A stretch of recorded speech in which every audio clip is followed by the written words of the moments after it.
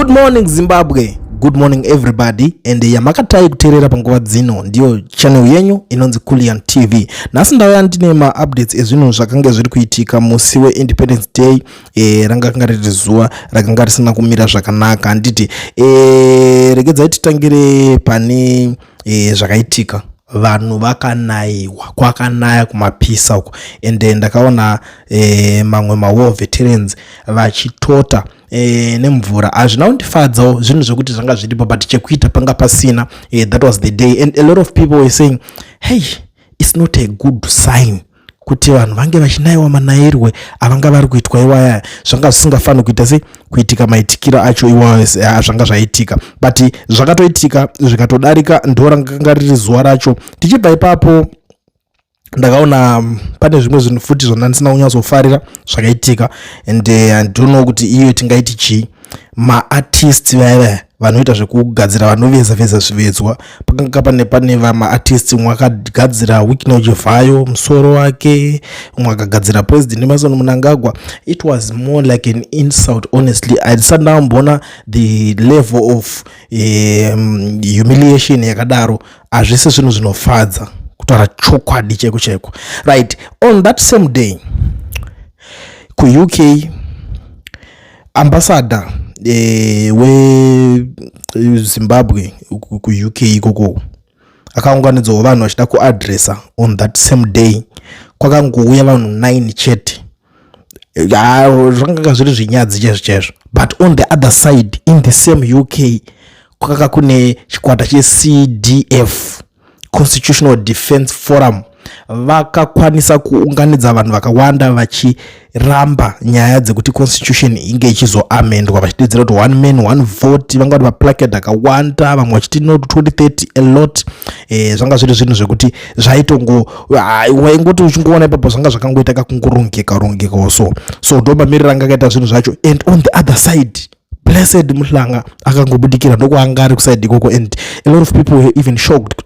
Mhlanga asvika kusei, because papatonza Mhlanga ari kudiwoko. And akabva atoisa message on his X account achitaura kuti doing my work, I'm a journalist and will always be here for a week, and we will head back to Zimbabwe in May.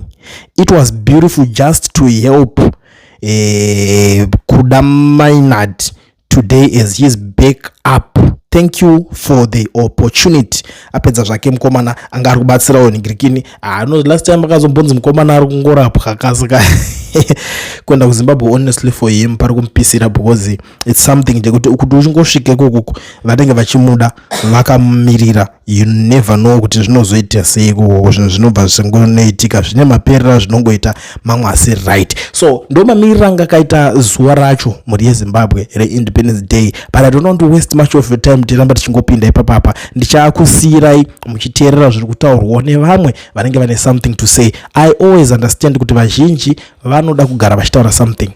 The platform is open, the platform is for you. Look for my number. Pandinoisa namba dzangu, musazokangana kutora kana namba dzacho mogara munadzo, kutaura kuti ndakataura kuti vari kuda kusenda something, munobva mangoshandisa mukana. Obviously pangu pacho ndinozokangana kukudziisa, but I will try by all means kuti ndigare ndichidzi display pa screen. Vanenge vane something chekutaura zviri serious munongotudzo. A lot of people are even complaining about this CAB3, vamwe kutaura zvakasiyana.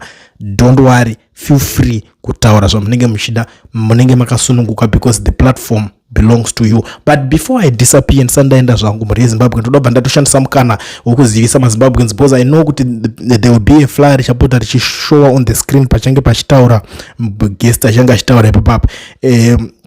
maZimbabweans ese ari muSouth Africa vada kuregisterwa macompanies nekuvhurwa maFNB business accounts vasina mawork permits kana mastudy permits.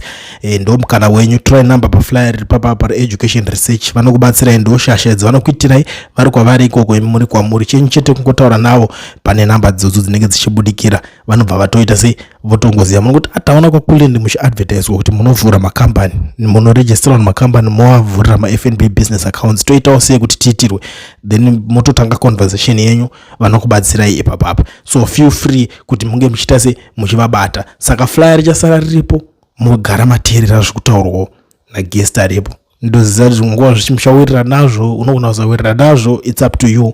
But chandangozviitira njengoti munhu wese anowana mukana. vana vekupungwe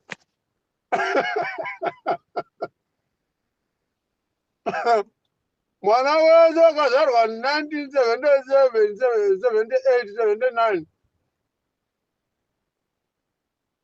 79 81 vasingazikani mabamba avo vana vekupungwe vana mujibhe vaindomitiswa ikoko kupungwe batwe chibharo zvendotaura pano izvezvi vazhinji vanotozviziva ende handinyepi futi zvendotaura pana vazhinji vana vatete vedavo namama eda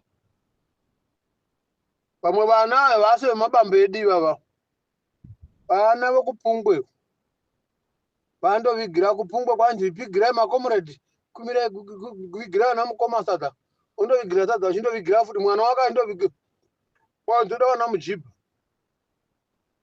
vaiziva kuti nhasi tomamitisa tomabata chibharo tinavo vana vakadero mumafemini vana vasingazikani mabambo avo maoriginal fathers biological parents biological father vana vamasoja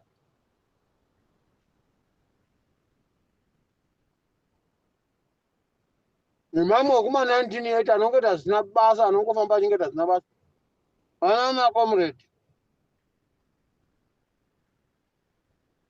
vanzwisisi kuti vana mupandani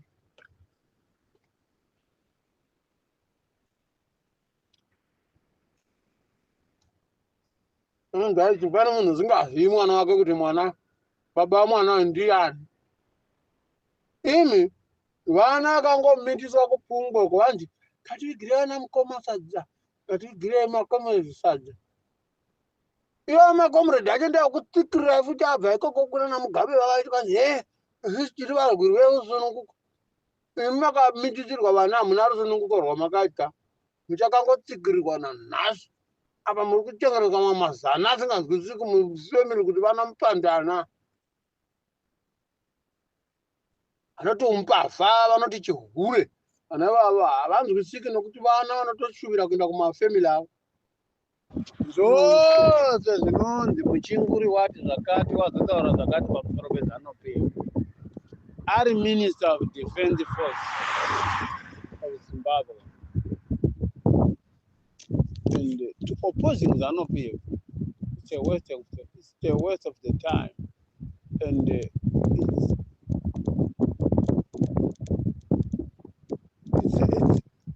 it's a draft yavano drawer yavano player it's a game part of the game in ZANU-PF and kuchiute ikoko kwaari kuda kuoposa kana kutaura kunyomba ZANU-PF anoda kuona masoja ari side yavo but masoja nemaCIO nemaCID any civil servant riri muZANU-PF haritenderwi kusupporta any other political party opposition party ndeve ZANU-PF